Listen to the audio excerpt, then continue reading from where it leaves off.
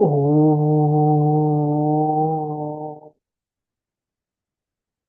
శాంతి. ఓ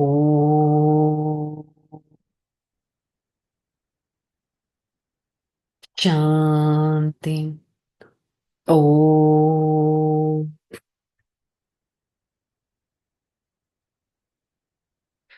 శాంతి. ఓం శాంతి. నేను ఆత్మ, మాస్టర్, సర్వశక్తివంతుడను, చైతన్య స్వరూపుడను, స్థిరమైన ఆత్మను, సదా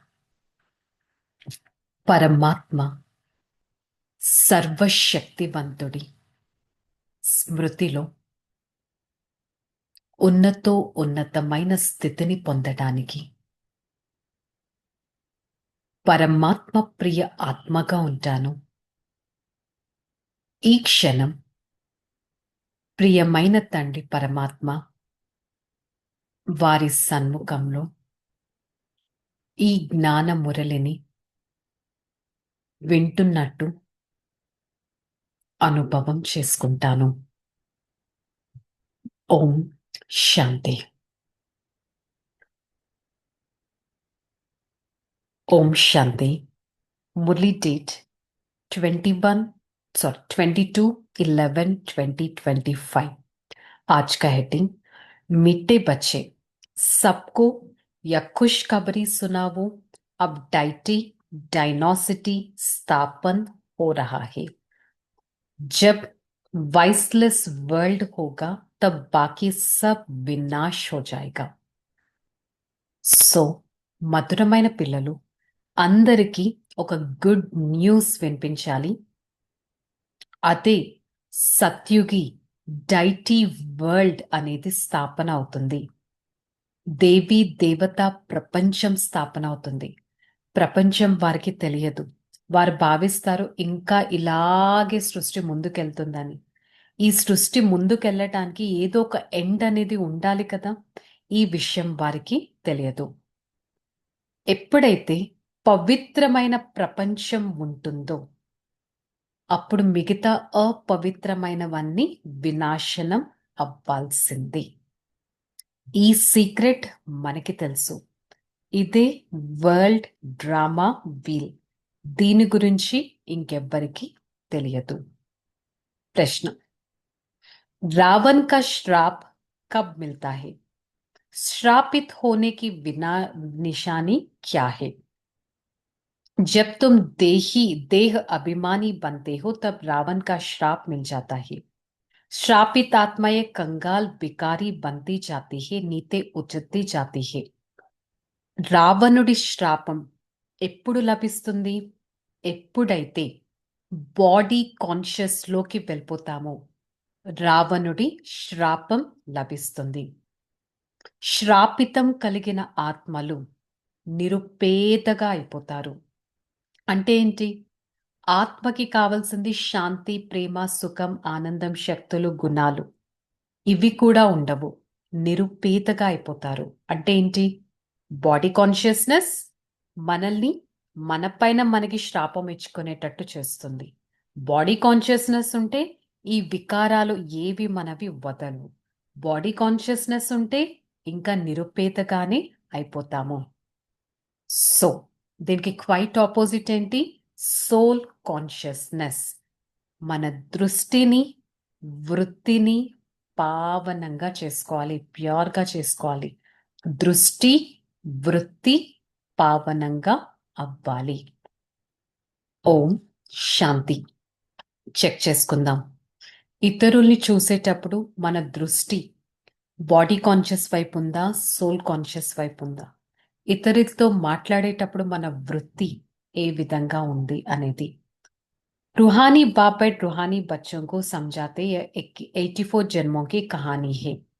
ఆత్మిక తండ్రి కూర్చొని ఆత్మిక పిల్లలకి అర్థం చేయిస్తారు. ఇది అదే 84 జన్మల కథ. 84 జన్మల గురించి ఎవ్వరికీ తెలియదు. మొత్తం తీసుకుంటే మొట్టమొదట సత్యుగి దేవీ దేవతలు ఉండేవారు. తర్వాత ఒకప్పుడు పూజ్య ధర్మం ఉండేది. తర్వాత పూజారిగా అయిపోయింది. ఒకప్పుడు లక్ష్మీ నారాయణల రాజ్యం ఉండేది. తప్పకుండా వారి డైనాసిటీ అంతా ఉండేది. మిత్ర సంబంధీకులు అందరూ ఉండేవారు. ప్రజలు కూడా ఉండేవారు. బికాస్ వాళ్ళు రాజ్యం చేయాలంటే ప్రజలు కావాలి కదా! ఇదంతా ఒక కథ. 5000 సంవత్సరాల క్రితం ఇదే లక్ష్మీనారాయణల రాజ్యం ఉండేది. ఇప్పుడు మీకు స్మృతి కలిగింది కదా! ఒకప్పుడు ప్రపంచంలో ఎవరు ఉండేవారు అనే స్మృతి మీకు కలిగింది కదా! ఇదే భారతదేశంలో ఆది సనాతన దేవీ దేవతా ధర్మం రాజ్యం ఉండేది. అనంతమైన తండ్రి కూర్చొని అర్థం చేయిస్తున్నారు. మనల్ని నాలెడ్జ్‌ఫుల్ జ్ఞానవంతంగా చేస్తున్నారు. మరి మనుషులకి ఈ విషయాలు తెలియవు. వారు భావిస్తారు ప్రతి కర్మ ఎలా అయిపోతుంది? వికర్మగా అయిపోతుంది. కానీ ప్రతి కర్మ అకర్మగా అవుతుంది అనే విషయం వారికి తెలియదు. పాపం మనుషుల మిస్టేకా అంటే కాదు. మనుషులందరూ తమ తమ పాత్రను వారు చేస్తూ ఉంటారు. అంటే ఎవరికి ఎలాంటి రోల్ దొరికితే అదే చేస్తారు. వారెందుకు ఇలా అనే క్వెషన్ మనకి ఉండకూడదు. అర్థం చేసుకోవాలి. ప్రతి ఒక్క ఆత్మ తన తన పాత్రను బ్యూటిఫుల్‌గా చేస్తుంది. యాక్చువల్‌గా ప్రతి ఒక్క ఆత్మ పరంధామం నుంచే రావాలి. ప్రతి ఒక్క ఆత్మ పరంధామం నుంచే రావాలి. ప్రతి ఒక్క ఆత్మలో మొత్తం పాత్ర అంతా నిండి ఉంది. బాబా కూర్చొని అర్థం చేయిస్తారు. ఆత్మ ఇప్పుడు కర్మక్షేత్రం పైన తన పాత్రను చేస్తుంది. ఇవి అర్థం చేసుకోవాల్సిన విషయాలు. కానీ పాపం మనుషులకి ఈ విషయాలు ఏవి తెలియవు. అందుకే వారందరూ అసురీ స్వభావిలుగా ఉన్నారు. పరమాత్మ వచ్చి అర్థం చేయిస్తున్నారు. ఈ కర్మక్షేత్రంలో మీరు శరీరాన్ని తీసుకొని పాత్రను చేస్తున్నారు. నేనొక ఆత్మ శరీరాన్ని తీసుకొని పాత్ర చేస్తున్నాను. ఈ నిశ్చయం మీకు ఉండాలి. చేసేది అంతా ఆత్మనే. ఆత్మనే 5000 సంవత్సరాల తర్వాత ఈ విధంగా ఉండేది. ఒకప్పుడు పూజ్య ఆత్మ పూజారిగా అయిపోయింది. పావన ఆత్మ పతితంగా అయిపోయింది. ఇప్పుడు బాబా కూర్చొని ప్రతి ఒక్క పాయింట్‌ని క్లియర్‌గా అర్థం చేస్తున్నారు.